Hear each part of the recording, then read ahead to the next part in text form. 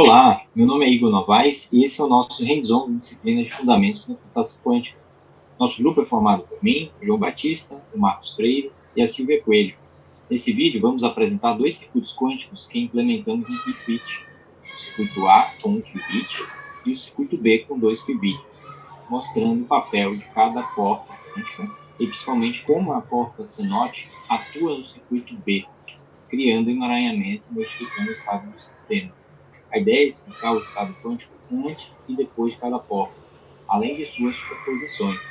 Isso com o objetivo de deixar claro o que está acontecendo dentro do circuito. João, conta aí pra gente. Eu sou João Batista e vou começar pelo circuito A, que é um circuito quântico de um único qubit. Ele serve como um aquecimento, para entendermos as portas que depois aparecem no circuito B. Basicamente, começamos o nosso circuito criando um circuito quântico de um único qubit e depois aplicamos a porta Hadamard. Esta porta é bastante importante, porque o papel dela é transformar a porta e criar uma superposição, distribuindo a amplitude entre 0 e 1 de forma equilibrada. Depois, adicionamos a porta Phase S. Essa porta, basicamente, ela não mexe na probabilidade, mas adiciona um fator de fase I no componente 1.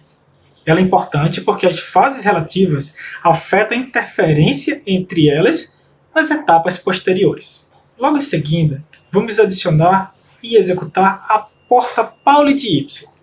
Essa porta, intuitivamente, ela faz uma rotação de 180 graus no eixo Y, isso na esfera de Bloch, invertendo o estado de uma fase complexa. Logo depois, executamos uma rotação em X de 45 graus, que é o π sobre 4. Isso no eixo X. Antes temos um estado resultante de Y, e agora passamos a ter um vetor que rotacionou 45 graus em torno do eixo X.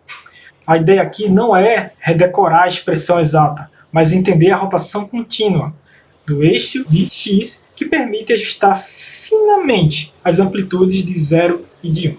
Depois realizamos uma rotação em Y. E observe que esta rotação é bastante interessante, porque ela equivale a uma rotação de Pauli de Y, porque estamos rotacionando 180 graus no eixo Y. Assim, no geral, o circuito A mostra uma combinação de Hadamard e portas de fase, e também execução de rotações. No final, apresentamos aqui o resultado graficamente, que é a porta Hadamard sendo aplicada, a fase S, depois a Pauli de Y, a rotação de X em 45 graus, que é π sobre 4, e depois a rotação em Y de π. E aí finalizamos o nosso circuito A. Agora vamos para o circuito B. Olá, eu sou Marcos Freire e vou explicar o circuito B, que trabalha com 2 qubits.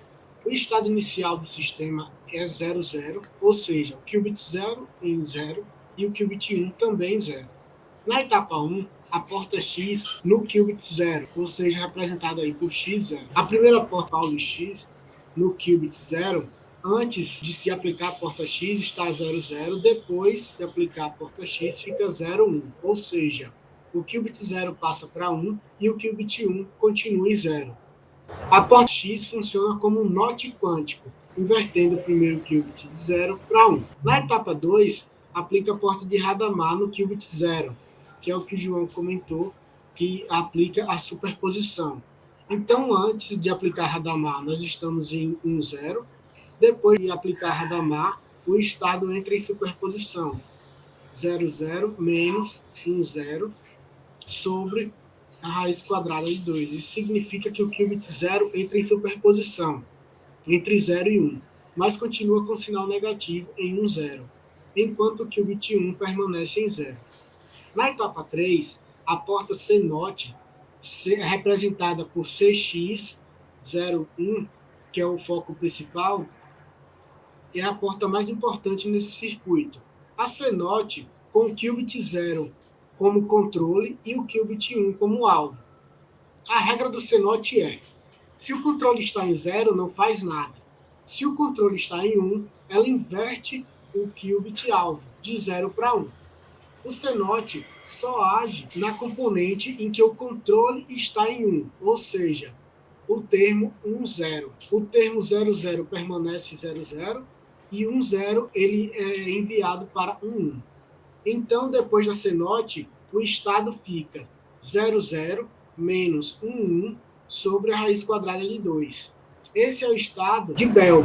Ele está emaranhado, ou seja, não dá para escrever como estados separados. Quando usamos o CNOT, justamente porque ela é a porta padrão para criar emaranhamento a partir de uma superposição em um dos qubits. A seguir, a Silvia mostra como as portas seguintes atuam sobre o estado emaranhado e qual é o estado final do sistema. Eu sou a Silvia Coelho e vou explicar as duas últimas portas do circuito B e o estado final do sistema. Nessa etapa 4, a gente aplica uma Hadamard no qubit 0. Após a aplicação da CNOT, temos novamente uma Hadamard no qubit 0. Antes dessa Hadamard, temos o estado emaranhado φ-, como o Marcos mencionou.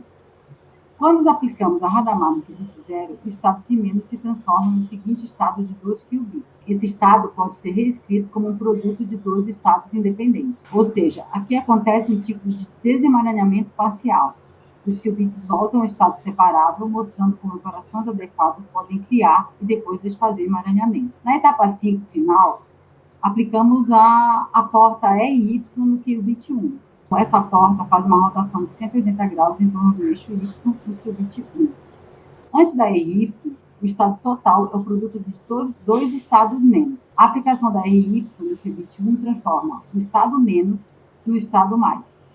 Então, para o estado final, o qubit 0 permanece no estado menos e o qubit 1 vai para o estado mais. E o estado total é o produto de dois estados bem definidos, o estado menos e o estado mais.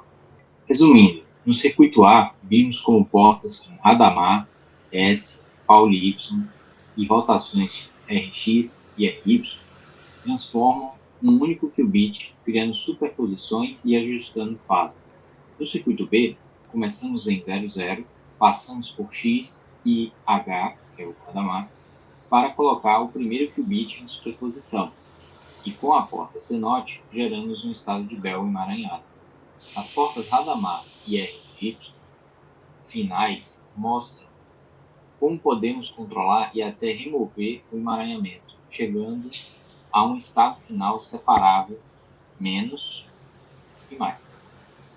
Com isso, atendemos a proposta do hands-on, entender passo a passo o papel de cada porta quântica e principalmente como a CNOT age sobre 2 qubits para criar correlações quânticas que não existem no mundo clássico.